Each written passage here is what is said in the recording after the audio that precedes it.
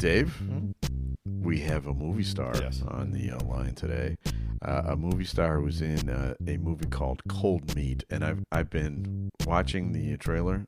All right, this is going to give you... Is it about a deli, Cold Meat? It's sort of about a deli. I'm going to give you a little taste of what the trailer sounds like. Here we go. When I was a child, Here you go. my mother told me that humans are capable of the best and the worst. I am not done talking! She was wrong. Some are only capable of the worst. The natives have a legend about those people.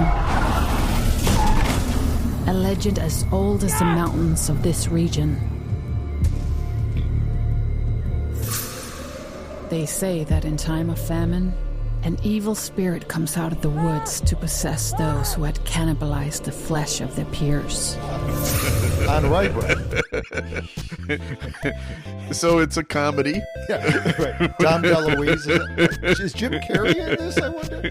It actually looks pretty darn intense and exciting, and we're going to find out more about it because we have the star of that movie. Nina. Yes. Nina, we're going to get to you in just a moment, but, this is required on our behalf. We have to do this. We'll be right in there. Hang on 1 second. The following is a Tony Lasano podcast, an Opie show on the Radio Misfits Podcast Network. This is the Minutia Men Celebrity Interview with Rick and Dave. Okay, Nina, we got you on now. Our distinguished guest this week, Dave, is an actress. We'll talk about some of her memorable roles, but she's also a singer, songwriter, model, just like you, Dave. She's born in Denmark. Hey, Nina, did you just laugh at that? Yeah, I'm sorry. No. I was laughing okay. with you, not at you. Yeah. Dude, we're on the same team. I'm telling you right now. She is born in Denmark, making her the second Dane to appear on this show. We have TV's Dane Placco, Chicago legend, on here also. Thanks for being on the show, Nina Bergman. Hi. So you've already gotten a chance to laugh with us off the air. We've got some fun stuff coming, but we also have some very serious questions.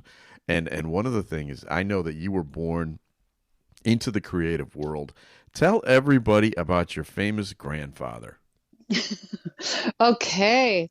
Well, he, was in Ivan the Terrible. He was Chekhov's, protege, and he was one of Russia's greatest actors. So it was quite intimidating growing up, and then having, a dad who was a professor at the Danish film school.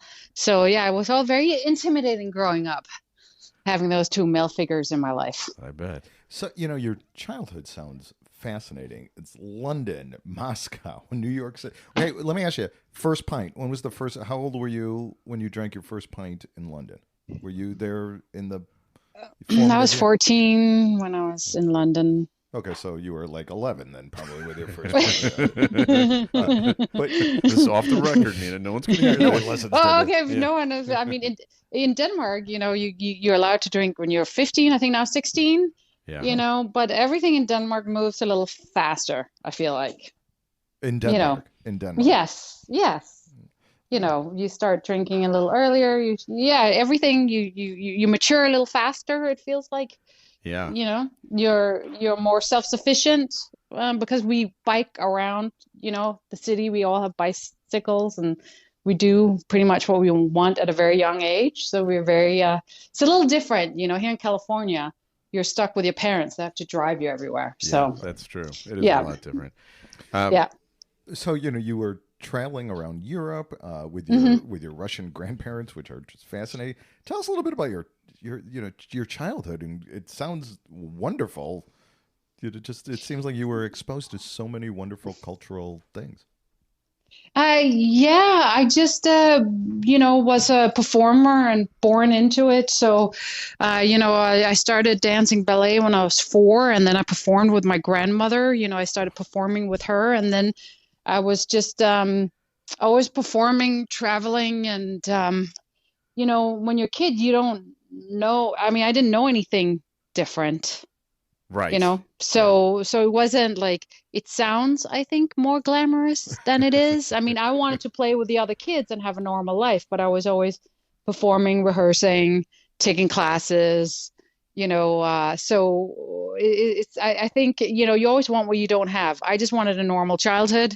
And, now, of course, I am very grateful that I had a life like that I did. But yeah, it was very interesting and isolating as a kid because I was touring a lot and traveling. I had a similar upbringing. My parents came to me one day when I was like 10 and said, "We're moving to Germany." And oh, wow. And I spoke German because my parents were German immigrants. So we lived in West Germany and we moved around in Germany. But it was just like being yanked out of school one day and moved to a totally different culture. So I kind of understand sort of what you're going through, other than the performing part.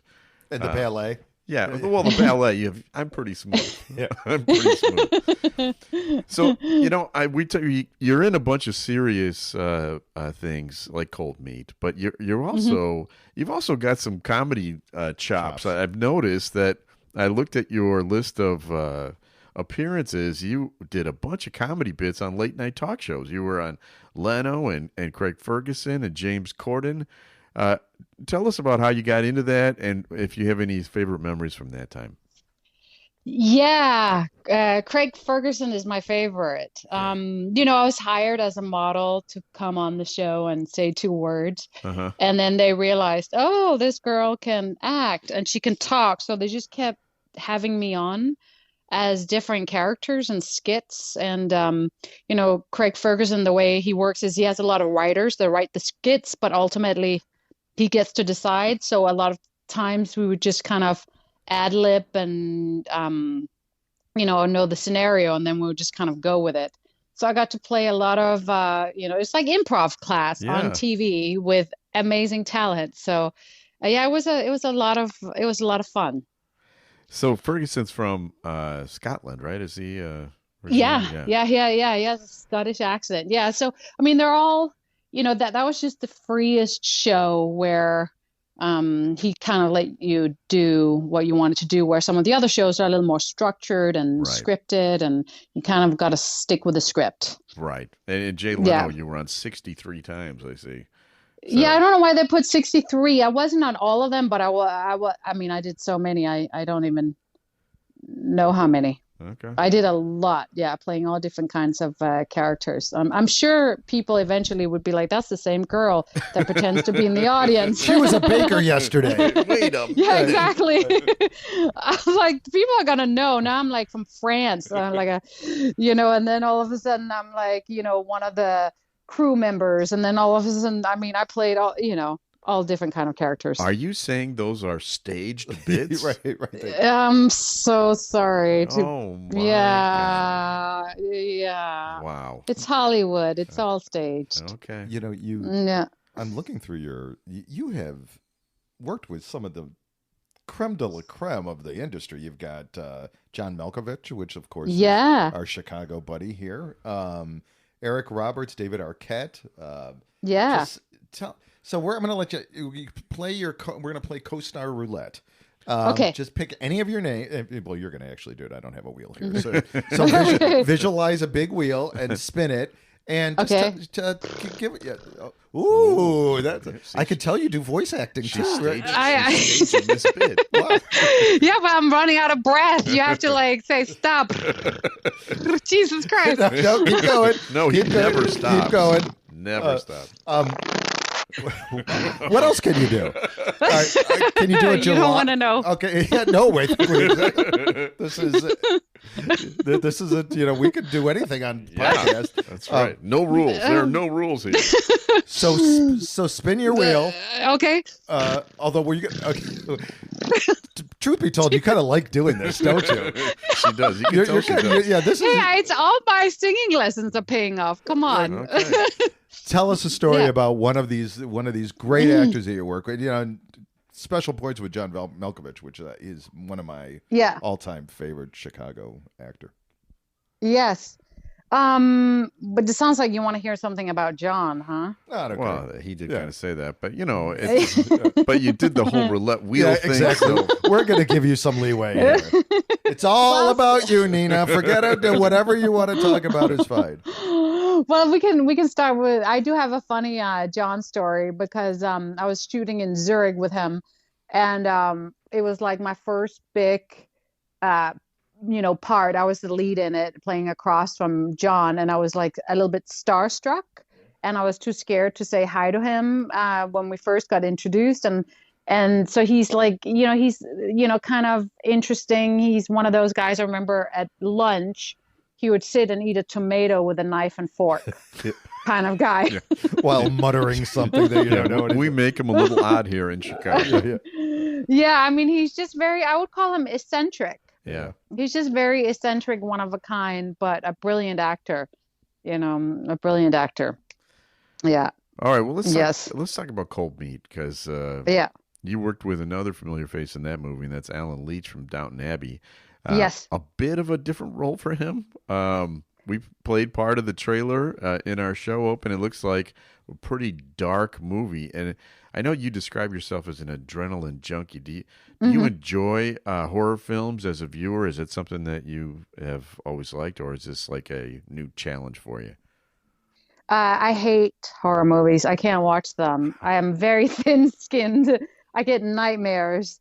I mean, watching Cold Meat for the first time, I got scared and I screamed. And I'm, one of the leads in it, and I know what's And you know coming, what's and I gonna still got happen. scared. Yeah, and I'm still screaming and jumping and getting scared. I just, I didn't grow up with TV. I wasn't allowed to watch TV. Oh, wow. So I was 12 the first time I watched a movie. So it was I just horror movies. It's not that I don't like them. I just can't. I will have nightmares for 2 weeks. Yeah. Wow. Yeah. So you were not allowed to watch television until you were 12. Yeah. Dave and I Yeah. watched only television until we were 12. That's how I learned English was through Batman reruns. So, I mean, tell us a little bit about that if you don't mind. That had to have been. Did you not have a television, or was it that that your parents just felt it was a bad influence? Well, my dad didn't want to stifle my creativity, so I was wow. not allowed to listen to pop music unless it was like Stevie Wonder or Michael Jackson or something that was approved. Wow. Because he did, So I only Did the listened to Beatles? really Did the Beatles make the list? Beatles. The Beatles made it. Okay. But more like my dad was more into like Pink Floyd and okay. those kind of bands. Like the '70s kind of Jimi Hendrix and those kind of Wait, stuff. can I ask you a question that is going to kill both Dave and I? How old is your dad? My dad is 72. Oh, okay. Phew. Okay. That's good. Yeah, he's Okay. Yeah. Never mind. All right, carry on. Yeah, he's old, so older So gentleman. tell me about the approval process. Did you have to Yeah. did you fill out a form and say, "Dad, I want to listen to the Who here," or whatever? No, I don't just know. wasn't allowed to. He would just turn, my favorite band was, Linkin Park Okay. and stuff like that, and that's just noise, Right. Yes, they're just screams, and that's noise. So your dad So- said no, and then you just obeyed him? Well, I did, Because He's a big fan here. but we've I'm each on the show, he's we've gonna each listen. got 3 kids, and that doesn't happen in our house. No, I did whatever I had to do, but at home, it was classical music, my dad was obsessed with Nina Hagen, Okay. a guy named Andreas Vollenweider or whatever. Oh my some- gosh! Yeah. These are all these German stars. Yes, so it was like a lot of that kind of stuff, and then a lot of classical music, jazz, blues, and because he didn't want to stifle my creativity. And remember, I was working a lot. Yeah. I was right. always in classes, working. So yeah, I didn't do, a lot of what normal kids do, I guess. Well, this is a good point to talk about your music. You are Yeah. You're a musician. You are for forever, basically, right? Are Yeah, you yeah. Are you now touring with a band, or you have a band now? or No, I had to stop because it was like having two lovers. It was like I would be out with my band and then I would miss my acting and then I would go back and do my acting and then I would miss being on the road and I couldn't do both. So Yeah. music got the cut. Yes, I had to commit. I had to marry one and I just couldn't be, it's 3 to 6 months on the road. Right. I just couldn't. I lost so many opportunities. And if you think about it, with music, ultimately, I always play the same character, especially in my music because it's harder. It's like that kind of, they call it active rock. And it's kind of a little, I don't know how to say, small-minded thinking in that genre. So you have to fit into a box, to fit in, Gotcha. to the radio stations, the fans.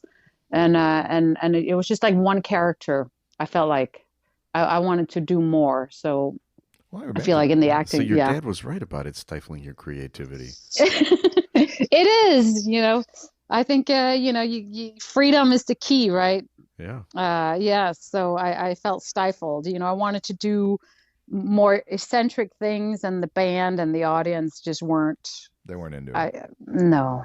Okay. No. Well, I assume you miss it, right? I mean, was a big part of your life, or have you moved on? I still write. I have a project that I'm working on this year that I can't talk about it yet, but I'm doing all the music, and I'll always make music. I mean, it's in my DNA. I can't not make music. It's just the touring. And then I think, I want to start doing some one-offs again, like, festivals or events, or I just can't do an album and then promote it for 6 months. That's the part I can't do. And I took a little time off just to focus on the acting. And then now I'm back, trying to juggle doing both. Yeah.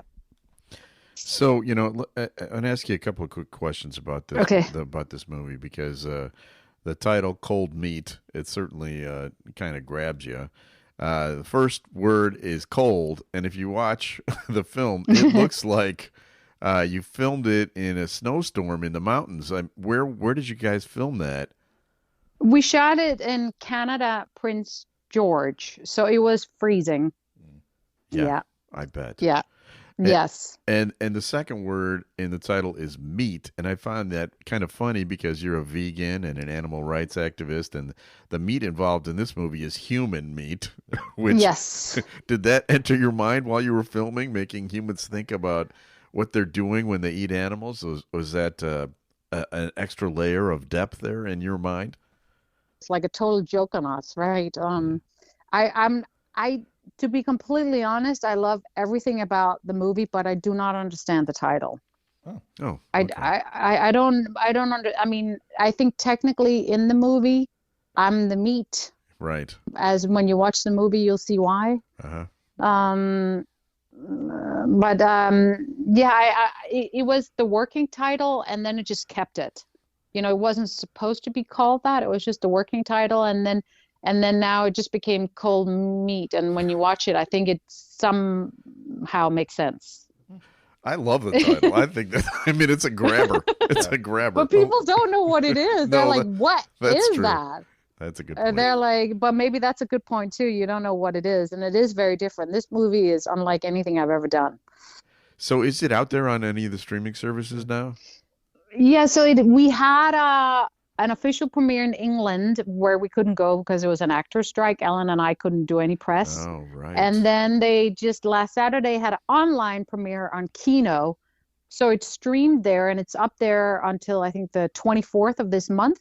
Okay. Then it's going to have a theatrical release. Oh, wow. In limited theaters. And then it's going to go to streaming services. Okay. So when is the theatrical release? So they have like a limited, if you go to Kino, that's where it's been streaming. Let me just get the information for you. I should have had, if I was professional, I would have it. So if we were professional, we would have had it. Exactly. Right. I think over the last Yeah, I 22 was minutes. like, isn't that normally something you guys do? whatever. And then you go, Yeah. and you can watch it at the streaming service on Kino. Blah, we blah, don't blah, really dot even com, have and- we don't really even have a podcast. It's just Rick Right, and Dave in yeah. his basement. Oh. Yeah, we're just like talking to you. It's just a big pretend. Oh, It's like, that. But now it all makes sense. Yes, now I it all think makes so. sense. Oh, you know what? Even better. Go to ninabergman.com, my There you go. website. There you go. My name or any of my social media, everything is right there in my bio, on Instagram, on my website. It's ninabergman.com. It will take you to the site where it says everything beautifully. Oh. Yes. So I got one final question. My daughter is going to she's a graphic designer, and she's going to study in Copenhagen. Really? In I think June. I think it's about 8 weeks. Lila is her name. She's a avid listener of this podcast, which she isn't. But if But she, we'll make her we'll listen make to her this listen one. to this one. So is there any tips for? Is it a Copenhagen? Is that what do you call somebody? Copenhagen, Uh-huh, a Danish person. Yeah, that would work. Yes. What should she do in Copenhagen? Like what is there anything that she should specially seek out? Yeah. I mean, she's going there when? In the summer? Yeah, I think it's like second week of June to like the end of July, something. Okay, like that. because in the summer is when Denmark comes alive, because it's so cold and dark in the winter. So in the summer, like everyone, like the whole city just becomes alive, and Danish people are extremely friendly and open. So, I mean, she can just walk down the street and there's going to be so many activities and people doing things and art shows and music. And, it's a very, the Danish community supports the arts. So they put a lot of emphasis on the arts, and you can make a living in Denmark being an artist. Wow. Whether it's a musician or whatever you want, the Danish government supports you. That's a novel theory. Wow. Well, wow. That's Yeah, because they believe that it's very important. Art is your culture. It saves lives. It's as important as nurses, as anything, being an artist. So it really supports that culture. So I think her being a creative, I think she's going to fit right in. Is she going to come back? Is she going to come back? No, she's going to find a tall, blonde Danish guy or whatever she's into. Yeah. And then she's going to get her little bicycle and she's going to bike around in Denmark, and I'll never see her again. And I'll then just have you'll to never see her again. just You have have to two others? Yeah, I got two mean, other daughters. You got that's two fine, others? Do I have? Yeah. I won't have to continue to pay for college tuition though if she's There. No, college think is about free in Denmark. Okay, now we're talking. Yeah. Now we're You talking. know what? What are we doing here, Yeah. Dave? Well, Nina, this has been. How often do you? By the way, before we finish, how often do you go back there? As often as I can. I have 7 siblings. Oh my God! Wow, where are you in Yes. the rankings? I'm in the middle. I'm the odd one in the middle. Okay, my wife is the 4th of 7, also. Oh, really? Yeah, she has Oh, 5 wow. sisters and a brother. Oh, I only have 2. I have 2 younger ones that are my best friends, but I go as often as I can. I mean, I try to book jobs all the time. Like I have a movie coming out in May with Aaron Eckhart, and I shot it in Budapest. Oh, And then, I try to do things in Budapest or anywhere, Prague, wherever, so I can pop over and say hi to my family at least a couple of times a year. what about Chicago? You ever make it?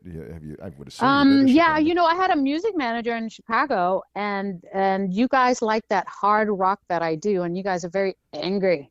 You like that.